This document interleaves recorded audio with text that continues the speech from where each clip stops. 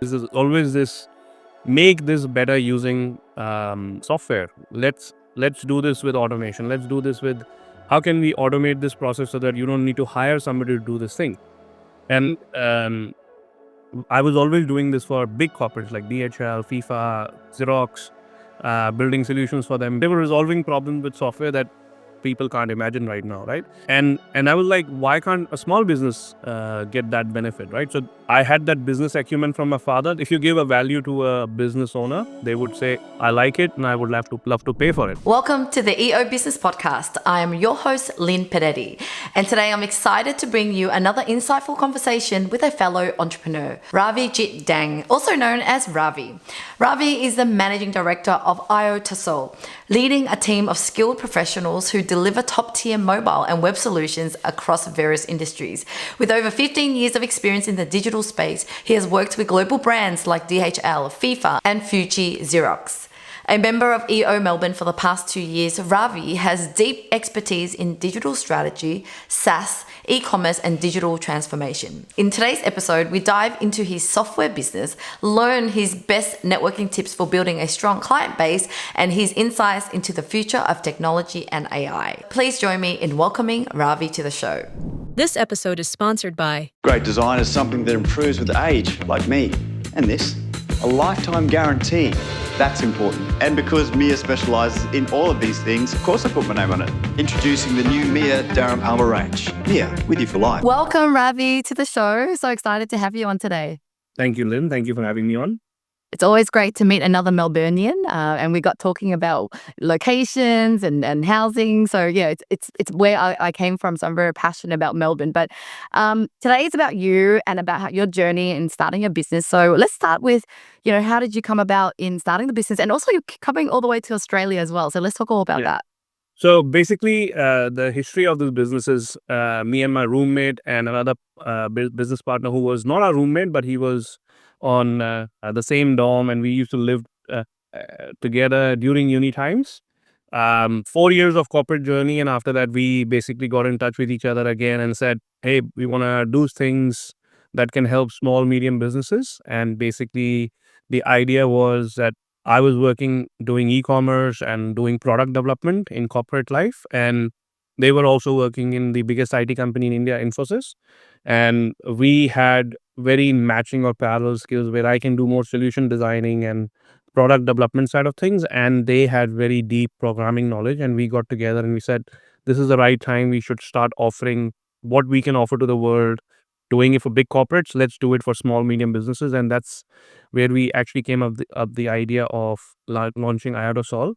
Now, there's a story behind the name Iotasol. Iota is the square root of -1, which is an imaginary number.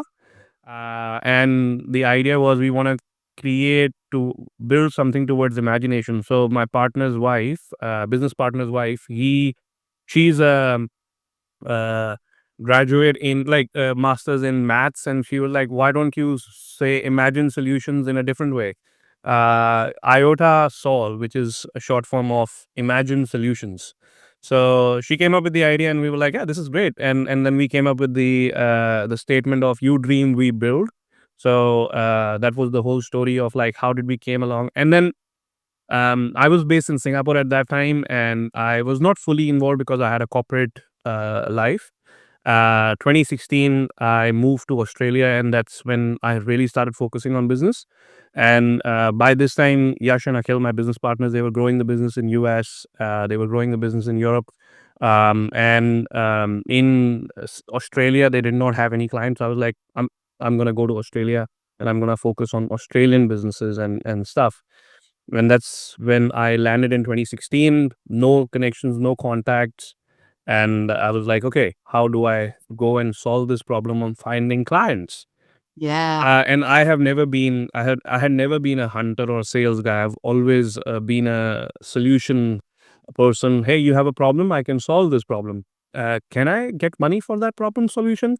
And then that's where the journey started, and I went out crazy on networking. So I would actually every morning I would go wake up and do networking. Afternoon I will go attend events.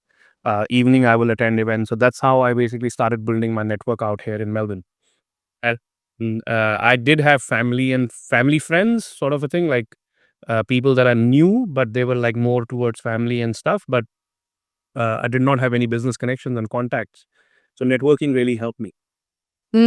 Well, there's a lot to unpack over there. So let me go back to, why did you decide to start a business? What was it that you were seeking for? And was it clear straight away that this was going to be your role to go and focus on sales?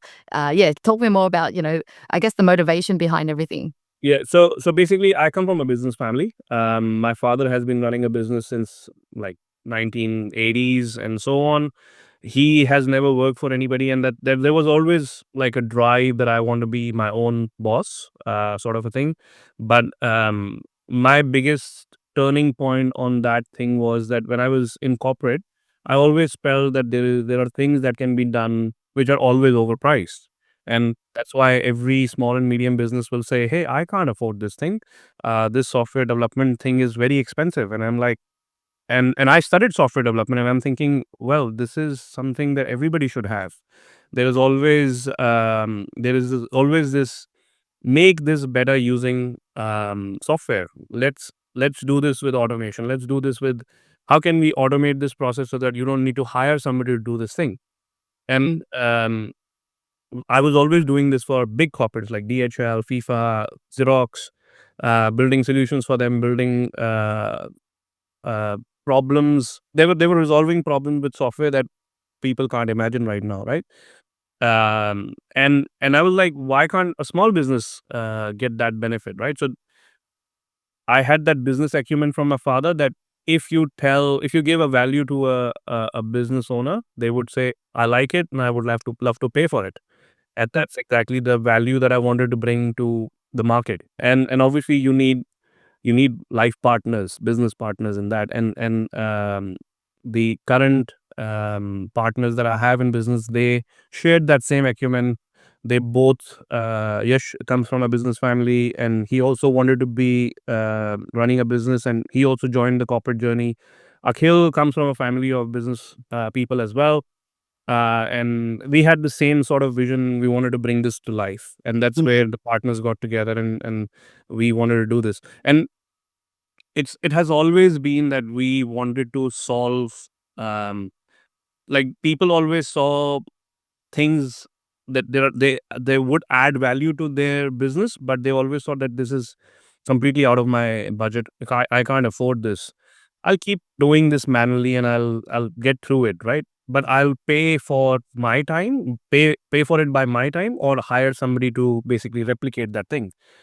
But when we show them the value that the software can do this better without human intervention, with less problems, and it is going to be a great ROI, because the salary that you're paying for that person, you would be able to have a software for that. It really flipped that switch. That, yeah, oh, okay. So you mean I will spend it once, and then I will have something that will just keep running, and doesn't need to be replaced. Well, it needs to be repaired, but it doesn't need to be replaced, right? Yeah. Keep running. So it's, yes, you will own this forever.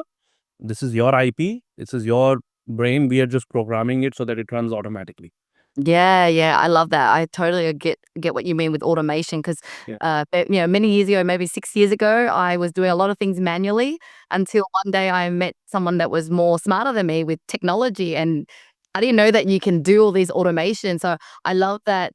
As someone that's not technical, all I have to do is really think about what is my problem and throw it to someone like you and go, "This is my problem. Is there something that you can do about it?" What do you think about the whole AI movement at the moment? Has that impacted your industry? Is it cheaper, easier to create software now? And what are some of the example software that you are focusing on at the moment? Yeah. A lot of people ask me this AI thing, like, hey, you guys should have, there will be no software development or software developers required going forward. I'm like, this is the time we actually see is as a transition time. Like, this is where more software developers are required, because AI is great in writing code, but you need to train AI how to write good code. You can have the AI as a buddy to help you be more effective and efficient, but it won't replace you. So let's say, for example, I know how to do software development, but And I can obviously instruct AI to write code for me. But the more complex thing is to fit everything together. So, like, for example, if you are building, let's say, a simple website, right? Yes, AI can do your front end. It can design a front end for you. It can write code for that front end. But if you want to capture information for your people that are coming on the website, you have to do this and you have to achieve automation and stuff. It is a tedious process. The efficiency that we have gained from AI is, if there was one project that was happening in 3 months' time, we might be able to get it done down to maybe 2.5 to 2 months' time, right? So, yes, the delivery times for us have improved because the quality of code that is being written, the quality of document. So, we document every piece of code that we write because we know from our top of our head we need to hand it over to somebody in the future because the IP is owned by our clients. So they might raise hand that we have hired an internal team. Can you hand this code over to our internal team now? And at that point, we would say, yes, here's the code, and it is completely documented. So now we use AI to document that code, right? Instead of writing that code. There can be policy, there can be IP conflicts, there could be other things. So we will write the code, but we will ask AI to document that code. And that is where we have gained efficiency.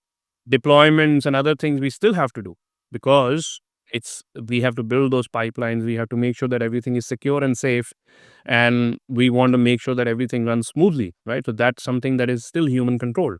Yeah. Don't pass it on to AI to do the deployments and stuff. But those things will change in the future as well, and we will get more effective and efficient. But it is very difficult to replace a software developer right now is with just AI, right? If you will be able to do that, then those will be proprietary system where you do not own the IP. So if your vision is that I want to build a website which I don't care about owning the code for, then yeah, there would be platforms that are there which you can use, which are very sufficient that, hey, just tell me what do you want and I'll create the page for you and I will deploy it on my own service, right? And you pay for me a monthly fees and then you don't own anything. But a different business case would be happy with that. That I just run a simple business and I just need a simple website. Great, you can build this thing with AI Yeah. and you don't own anything. The platform that has provided you that service owns that thing. Now, some amazing software that we are building in AI is like we are actually building more predictive AI than generative AI. So when you talk to Chat GPT and other things, it's more generative AI. You ask it a question, it generates content. Um, where we are using AI is more occupational health and safety. So we have camera visions which are deployed on different factories, different sites. People walk in, we see, oh, this person is wearing full PPE. Please go ahead. Oh, we also recognize this person is Mr. John because we can do visual facial recognition and say John is supposed to start his shift. He has arrived. We mark it as arrived, and he's wearing full PPE. Good to go. Well, the next person arrives. Oh, David has arrived. David's shift is right. He's arrived on time, but he's not wearing his high visibility vest. So, David, please wear your high visibility vest. We can make announcements with their names and so on. Wow.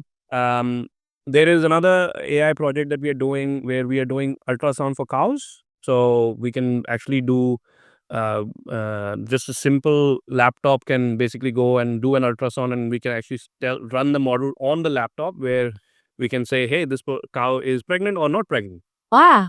Uh, so and you don't need to have a doctor doing the ultrasound. You just need an ultrasound person that can go and carry that machine in the farm and basically do these ultrasounds. So we are using that. That is a project that we are doing in sort of animal welfare side of things as well.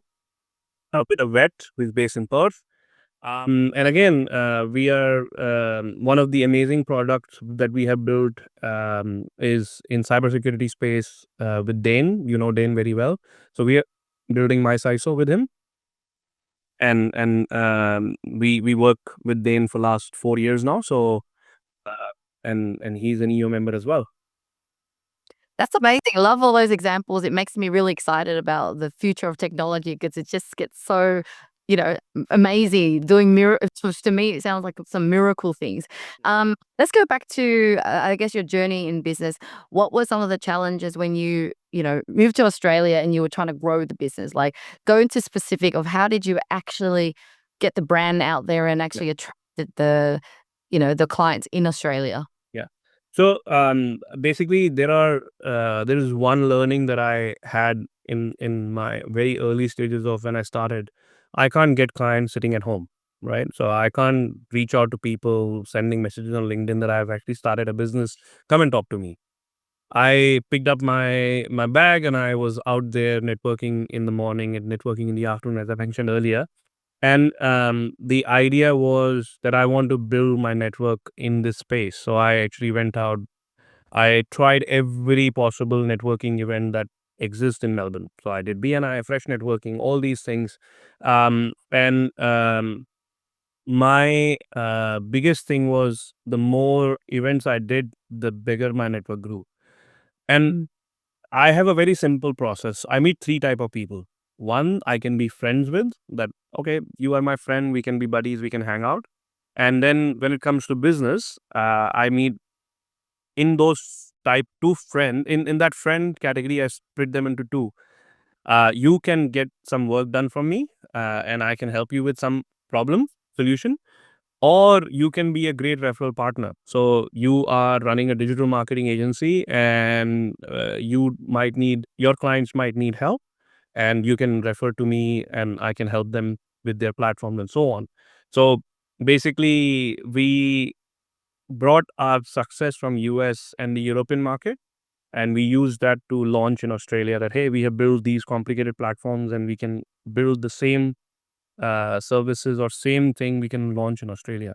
So I did a lot of networking and signed up a lot of referral partners. So still 90% of the business actually comes from referral partners.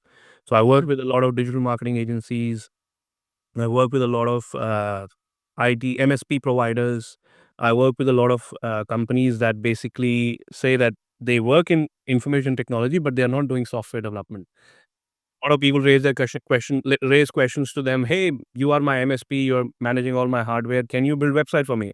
Yes, we can. So they basically say yes, we can, but they'll push on to that, and Iotasol will basically be the partner that will deliver that website, and it can be both under their brand or under our own brand, right? We white label our services quite a lot heavily for a lot of people, and that's where a lot of people see benefit. That hey, it's easy to partner with a quality. It's easy to partner with Iotasol because they provide high quality services at a very good affordable price, and let's go and partner with them so that we can also offer software development services out there. So that was my quick way of networking with people and basically building client list and a referral partner list. Yeah, yeah. Yeah. So I guess early on you knew that it's a kind of high touch type services and it needed to be that human connection. And some of those referral would be some paid and unpaid kind of arrangement, I would say. So referral partners are like obviously the relationships that we build with them. There is no payment involved. So either the referral partners need to pay us until they actually have a client. If they are introducing us, then we will basically talk to them and say, hey, there should be some reward for you for introducing us to them. If they are not, if we are white labeling our services, then we basically bill them and they bill their customer. But the biggest thing I've seen in Australia is some of the referral partners just say, hey, because we like you, you are our friend, there is nothing you need to pay us. If you feel that you want to pay us, maybe do a donation on our name to Yeah. chosen charity. And I've done that as well for some of the referral partners, where I've actually given out donations to their selected charities because they introduced us to some good clients. Yeah, yeah. Yeah. Amazing. Thanks for all those tips because that's the kind of the area that I'm getting more heavily into at the moment. Yeah. So we've heard a lot about, I guess, the success in building it and networking and you know the benefits of the software. What can you share in terms of challenges? What would you say one of the challenge was in growing the business or in recent time? What would you say was something that really stressed you out about business? Yeah.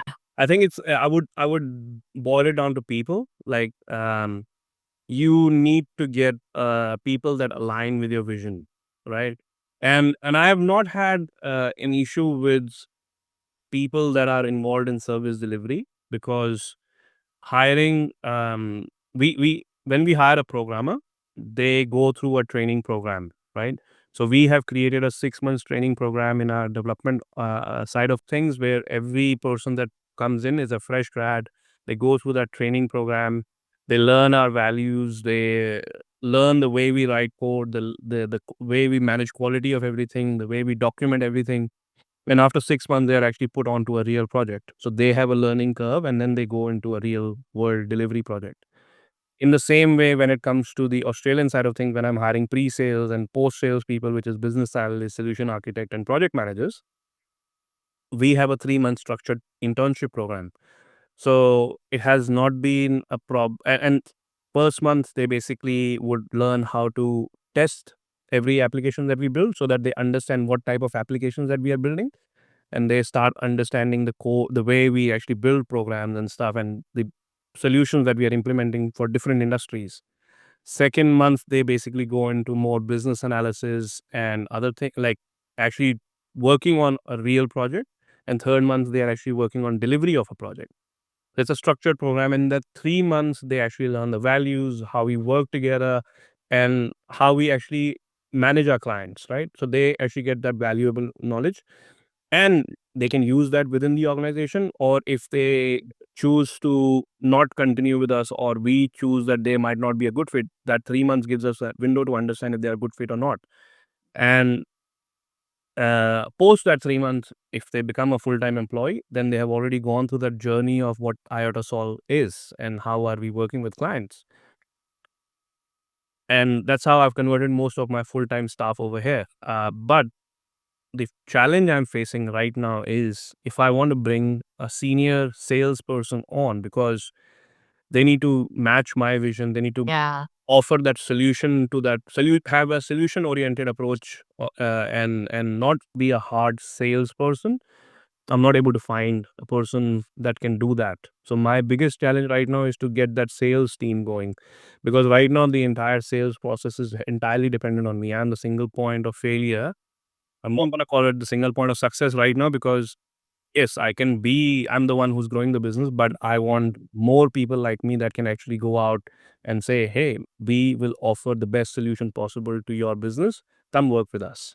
Uh, and I'm not able to get there. That is the biggest challenge. If I train somebody, then I have been able to succeed in that process, but I have not been able to find a person who has that acumen of solution building, and they can offer that as the sales side of things. Yeah. I really want to solve that sales cycle problem. Yeah, Yeah. I totally agree with you. I think, when you're hiring people at a higher salary, more money is on the line, so you Yeah. really want it to work as well. There's not a lot of time that you can invest to, and you want it to plug and play, but it's still one of those recruitment challenge of making sure they're the right fit. Yeah. Uh, 100%. but yeah, I'm sure if someone's hearing this, they will definitely reach out and help. And I can send through some introductions of ideas that I have used for my business as well. So hopefully I can help you with that. Um, but this leads me to, I guess, EO. You joined EO about a year ago.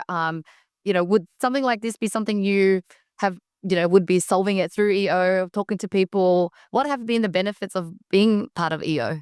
So EO has been great. Obviously, it took a little bit of time before we actually got into the nitty-gritties of EO, because I joined in August and I started my first forum in January. So there was 6 months time before everything got into place. But I'm really enjoying what EO has to offer. I know about EO for a very long time, almost 10 years.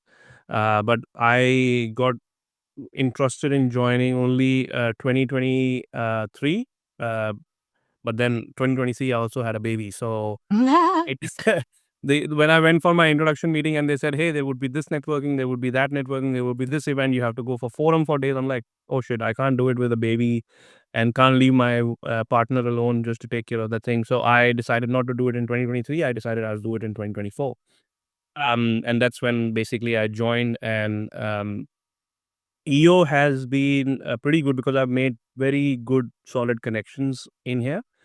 I think it's the journey is getting more beautiful in this business space when you are with the other EO members, right? You actually connect, you actually build those bonds, and you actually go out and see and try and solve your business issues by learning from other people's stories. So that has been pretty valuable. And we have um, like EO is such a strong network that I actually went for a holiday in India and I raised my hand that I'm coming to I was going back to my hometown, and I said I want to meet people in EO in my hometown, and people said, yeah, come, we have an event. So I went there, m- built or met some amazing people there, and right now we are in the process of actually doing a deal with another EO member in India about becoming a reseller partner for their software in the entire world. And they basically have an ERP software. So ERP software, basically they can run they come from a manufacturing background, but they build their own manufacturing management system and employee management system and a full ERP that they use within their business. They replace SAP with their own application. So we are having conversations on how we can grow their business to Australia, US, Canada, and other geographies that we operate in. So yeah, I think EO has given us that opportunity to meet these people that actually have that similar sort of a vision, have that value, and the person I'm talking to, he actually started EO in my city, in my hometown in India. So he's been EO for 14 years. So keep on trying. Yeah, I really do love that global connection that we have. I'm looking forward to going to GLC, which is the Global Leadership Conference in Hawaii. There's going to be so many people from around the world, so that will kind of magnify the number of connections that we'll make. Um, so, you've joined EO, business is growing. Um, what were you hoping to achieve even in your personal life? Were there challenges or things that you were hoping to resolve by joining EO? So, personal life, I think personal life would basically in the personal life space, it's more about whatever, like you're spending majority of your time, like your day working, right? And when you actually take a step back, when you are preparing for your forum, you actually start putting things on your 5% values, like where is my family, right? And you get that point, and I'm like, oh, this is great. Like, let's spend this time to understand where that family vision right now falls in and where the personal vision falls in. So I really, EO has actually helped me focus on some of the health things that I wanted to achieve. So I, because of that planning, the 5% values that are 5% reflections that I'm doing, I'm like, oh, I need to be important for myself. So I need to go out and start doing the sports that I love. Uh, and I do that quite a lot these days. So I'm playing squash again. Um, and then from a family point of view, we actually thought we need to really move closer to the city because I'm at least 15 minutes drive from the city right now. And I was thinking we need to move closer to the city. So we actually created that. So obviously I joined EO last year and we started valuing our time more. And like as family, we need to spend more time. So we need to get closer so that we don't spend more time on the road, but we spend more time wherever in the destination. Right. So we made this as a project that we want to move closer to the city as a family, and we took a decision, and we actually and sort of EO helped us get that insight. And my partner has joined as an SLP as well. He is going to start doing her forums, I think, from next month onwards. I love that. I just love that value. You get 2 for 1 prize, right? I'd like to join as well. Looking back at your journey, how would you describe yourself as a leader, in 2016 compared to now? What would you say the before and currently are like? Yeah. So 2016, say again, I was already in the leadership role when I was in different corporate side of things. And I've always been a person who basically stays till the end. If you want to resolve, if you have something that is going on, you just don't give it to people and just walk away. You actually are with them, holding their hand. If you know something, you guide them. If you don't know and they are best at resolving it, you're just there to make sure that they have coffee when they're drinking coffee and they're doing stuff, right? So as a leader, um, I've kept those values from 2016 that I want to be there doing things. Do I need to I've tried to hire good people around me as well as good people around my people, so that they all feel that same value that they need to bring to other people. So from that point of view, I think you just need to have that same thing that you can pass on to people. So you need to be able to replicate your leadership, and you have to keep giving that same knowledge to other people, that you grow, other people need to grow, and everybody needs to grow. Everybody has their personal vision. Um, so build your personal vision and surround your work with that personal vision, right? And not make your work's vision as your personal vision. So that is something that my leadership has not really changed much. It has stayed there because I already had that values that I wanted to bring along. So I think it has further solidified that that's exactly what I wanted to be, and I am doing the same thing. That's beautiful. So, with all the effort that you're doing in joining EO, becoming a better husband, father, and even growing as a leader, what do you want, to leave behind? What do you want your kids and your family to remember you for if, today was your last day? What would you want for them to say on your, you know, eulogy? Is it You've asked me a very, very difficult question. I would say that's exactly what I am trying to solve as a problem. So if you tell me, if I'm gonna die in 24 hours, what is that thing um, that people should remember me for? That is something that I'm saying that I need to find that thing that people need to remember me for. I'm actually still trying to discover that myself.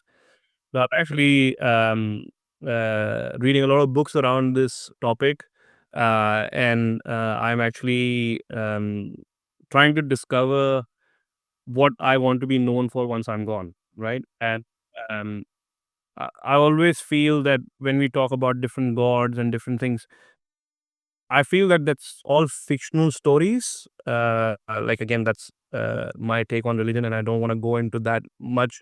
But we know them because there was somebody who wrote a book about them, and they left things behind, and they are going to be known forever because there is so much written about them, and they are known for so much, and they gave so much to the world. So and some of those stories have muddled over times because they've been so old that everybody wrote their own version. But I want that thing to stay forever, that once I find out what I want to be known for, I want stories around it written so that my name, I'm not attached to in the name, but the legacy that remains forever. I don't have the answer for that. Yeah. But if Yeah. I had to ask you, if I was your child, Yeah. what would you say do you want me to remember daddy for? Oh, but That if you ask me from that point of view, my daddy was a great person.